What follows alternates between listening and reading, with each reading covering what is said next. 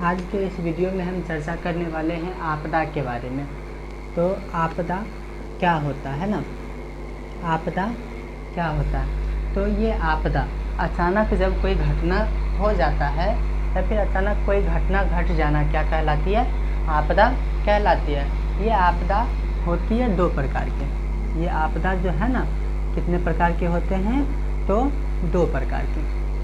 तो ये आपदा दो प्रकार के होते हैं। तो पहला जो है ना, वो हो जाएगा प्राकृतिक आपदा। पहला प्राकृतिक आपदा, दूसरा जो है ना वो मानवीय आपदा। दूसरा मानवीय आपदा। तो प्राकृतिक आपदा में क्या होता है कि जान लेते हैं। अगर कोई घटना अगर अचानक वो हो जाता है तो वो क्या होता है, मतलब अचानक होता है तो वो फिर आपदा कहलाता है। अगर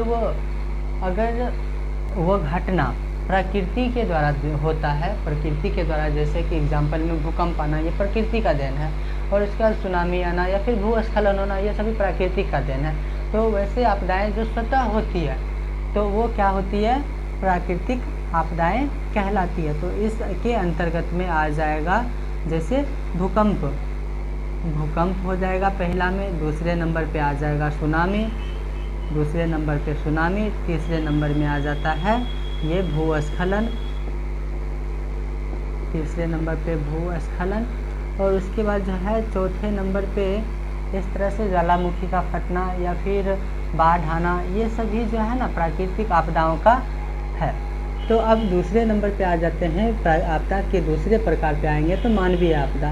कुछ मानवीय गलतियों की वजह से जो घटनाएं होती है, जैसे मानवीय गलती, अगर कोई जा रहे हैं, सड़क दुर्घटना हो गया या फिर रेल दुर्घटना हो गया, तो वो सारी गलतियाँ मानव के वजह से होता है, तो इसीलिए वो मानवीय घटनाएँ होगी, तो वो मानवीय आपदाएँ कहलाएंगे। तो मानवीय आपदाएँ के अंतर्गत क्या आ जाएगा? सड़क दुर्घटना।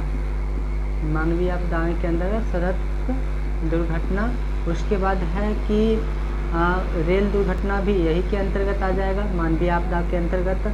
और मतलब आग लगना जो है ना, ये आग लगना मानवीय आपदा के अंतर्गत आता है, क्योंकि मानव के गलतियों की वजह से वो आग लगती है। तो मानवीय आपदाएं क्या हो जाएगा? ये मानवीय आपदाएं के अंतर्गत आग लगना हो जाएगा।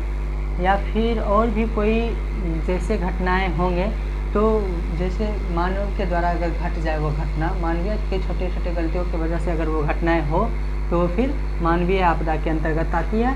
और जैसे भूकंप के बारे में अब हम चर्चा कर लेते हैं। तो भूकंप क्या होता है कि पृथ्वी को अचानक थरथराना या फिर कंपन होना, वो क्या कहलाता है? भूकंप कहलाता है। ठीक इसी तरह से सुनामी भी होता है।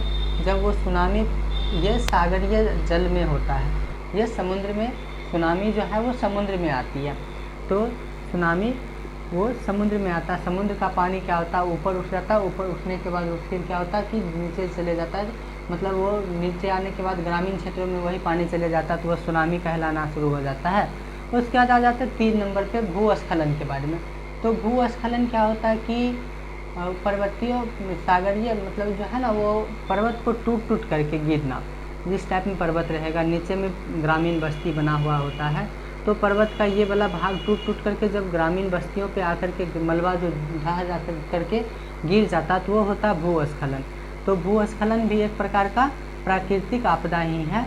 और उसके बाद जो है ना बाढ़। तो बाढ़ जो है नदियों का जल स्तर बढ़ जाने से बाढ़ आती है।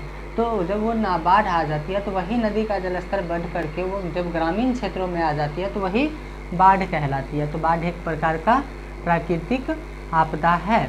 अब जो है समझ गए कि आपदा दो प्रकार के होते हैं, पहला प्राकृतिक आपदा, दूसरा मानवीय आपदा। इसी में आता है आपदा प्रबंधन ना।